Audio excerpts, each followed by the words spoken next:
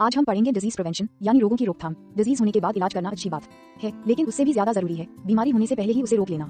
इसी को कहते हैं डिजीज प्रिवेंशन। अब इसे आसान भाषा में एक एक करके समझते हैं। एक, प्राइमोर्डियल प्रिवेंशन। प्राइमोर्डियल प्रिवेंशन ये प्रिवेंशन का सबसे पहला और नया कॉन्सेप्ट है। इसका उद्देश्य है रिस्क फैक्टर्स पैदा ही ना होने देना, यानी बीमारी आने से पहले ही उसके कारणों को रोक देना। गलत खान पान की आदतों को बदलना, स्मोकिंग और अल्कोहल से बचाव करना, रेगुलर एक्सरसाइज करना, हेल्दी लाइफस्टाइल अपनाना, योगा और नेचुरोपैथी को बढ़ावा देना। आसान भाषा में बीमारी आने से पहले कारणों को ही खत्म कर देना का मतलब प्राइमोर्डियल प्रिवेंशन।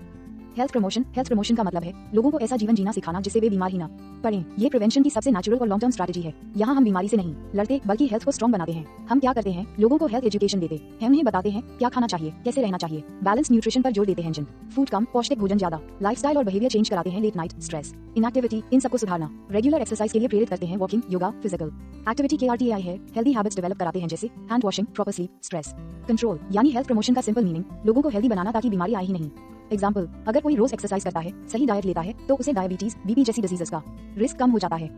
स्पेसिफिक प्रोटेक्शन, अब यहाँ अप्रोच थोड़ा चेंज हो जाता है। स्पेसिफिक प्रोटेक्शन में हम किसी खास बीमारी से सीधे बचाव करते हैं, यानी डिजीज को टारगेट करके प्रोटेक्शन देते हैं। हम क्या करते हैं कि फॉर एग्जांपल इम्यूनाइजेशन, टीकाकरण जैसे BCG, पोलियो, मीजल्स इन्फेक्शन से बचाव के लिए यूज करते हैं। कीमोप्रोफिलैक्सिस कुछ डिजीजेस से बचने के लिए प्रिवेंटिव मेडिसिन देना होता है। न्यूट्रिशनल सप्लीमेंट्स जैसे iron, vitamin A deficiency diseases रोकने के लिए यूज करते हैं। अब हम बात करते हैं प्रिवेंशन के अगले लेवल की, early diagnosis and prompt treatment यानी बीमारी की जल्दी पहचान और तुरंत इलाज। इसका सिंपल सा मतलब है बीमारी को बढ़ने का मौका ही मत दो, शुरुआत में ही पकड़ लो और इलाज शुरू कर दो, क्योंकि याद रखिए जितनी जल्दी बीमारी पकड़ी जाती है उतना कम नुकसान होता है। हम इसमें क्या करते हैं, रेगुलर हेल्थ चेकअप करवाते हैं ताकि बीमारी छुपी ना रह जाए। बच्चों की नियमित जांच, ग्रोथ, न्यूट्रिशन, इन्फेक्शंस सब समय पर डिटेक्ट हो जाए। गर्भवती महिलाओं की जांच, एंटीनेटल चेकअप मां और बच्चे दोनों की सुरक्षा के लिए।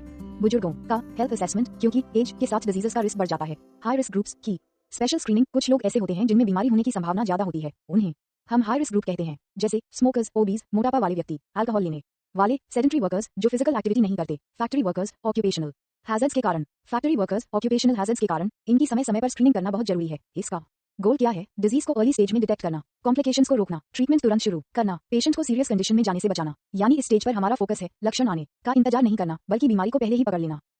5, डिसेबिलिटी लिमिटेशन, जब बीमारी हो चुकी होती है तो हमारा एम होता है डिसेबिलिटी को बढ़ने से रोकना, यानी पेशेंट को परमानेंट नुकसान न होने देना। हम इसमें क्या करते हैं, 1, प्रॉपर एक्सरसाइज कराते हैं ताकि बॉडी एक्टिव बनी रहे और स्टिफनेस न आए।